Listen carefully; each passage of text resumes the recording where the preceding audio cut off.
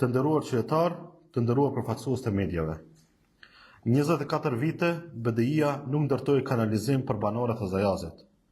Tani e dimi edhe pse, pra për shkak të korrupsionit. Për 24 vite, BDI-a dhe Ali Ahmeti kishin pushtetin politik, ministra, drejtor, kryetar komunësh dhe kontroll të plot mbi institucionet që duhej të zgjidhin problemet themelore të qytetarëve. Por 24 vite nuk u mjaftuan për të ndërtuar një rrjet funksional kanalizimi për banorët e Zajazit dhe Kërçovës. Nuk arritën ta zgjidhin problemin as në vendligjen e tyre. Sot, në vend të kanalizimit, qytetarët kanë një projekt të papërfunduar, kanale të hapura, gropa septike dhe një rrezik serioz për mjedisin jetësor. Ndërkohë shteti dhe qytetarët kanë pensuar deme milionëshe dhe kanë humbur fonde evropiane. Sipas informacioneve të publikuara, Drejtoria Policisë Financiare ka ngritur kallëzim penal për shkak të dëshimeve për keqpërdorim gjatë realizimit të projektit për rehabilitimin dhe zgjerimin e rrjetit të kanalizimit në Kërçovë. Bëhet fjalë për më shumë se 127 milion denar dëm të drejtë për drejtë ndaj buxhetit dhe rreth 9.47 milion euro fonde të humbura nga programi IPA, të cilat tani do të duhet të kompenzohen me parat e qytetarëve. Projekti nuk dështoi sepse mungonin parat. Parat ekzistonin, Bashkimi Evropian kishte siguruar miliona euro. Projekti dështoi në periudhën kur BDI-a drejtonte institucionet për shkak të një garancie bankare të dyshimt, një bankë që përfundoi në falimentim, nën kontraktorëve të paautorizuar të përzgjedhur mbi baza partijake dhe mungesës së kontrollit të vërtet institucional. Tani bëhet e qartë pse kanalizimi në Zajaz nuk u përfundua për vite me radhë për shkak të korrupsionit. Jo për mungesë fondesh, por sepse një projekt bazik infrastrukturor u përfshi në një rrjet marrëdhëniesh të dyshimta biznesi, angazhimesh të paautorizuara dhe ndikimesh të mundshme korruptive. Për me tepër, mediat publikuan se një pjesë të projektit kanë marrë pjesë edhe kompanitë e Drin Ahmetit, nipit të Ali Ahmetit, të cilët më vonë kanë pasur edhe konteste juridike me kompaninë azerbajdxanase Akeli Group, realizuese e projektit.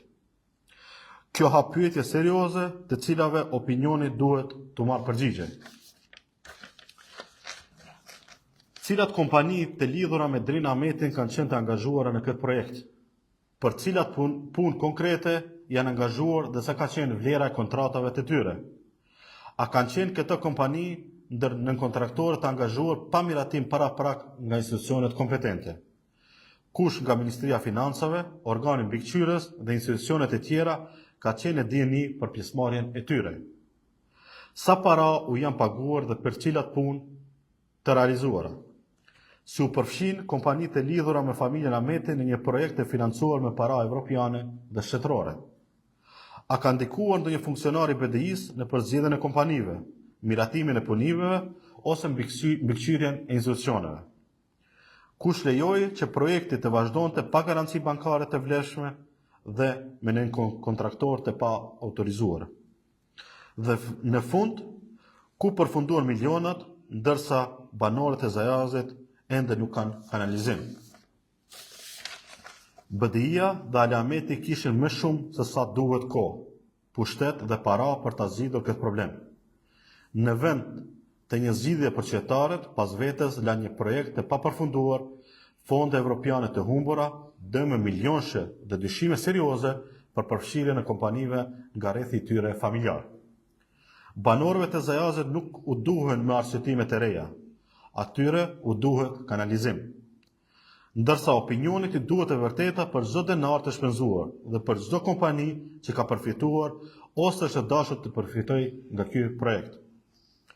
Vlen kërkon që Prokuroria Publike dhe Policia Financiare ta zgjerojnë plotësisht hetimin, t'i bëjnë publike të gjithë kontraktorët e angazhuar dhe të përcaktojnë nëse ekzistojnë lidhje politike, biznesore apo familjare ndërmjet personave përgjegjës dhe strukturave të BDI-s.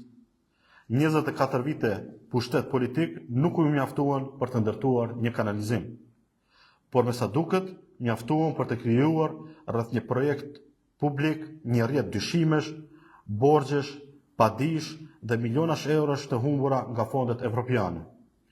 Zajazi meriton kanalizim, qytetarët meritojnë përgjigje dhe përgjegjësit duhet të japin llogari. Ju falenderoj.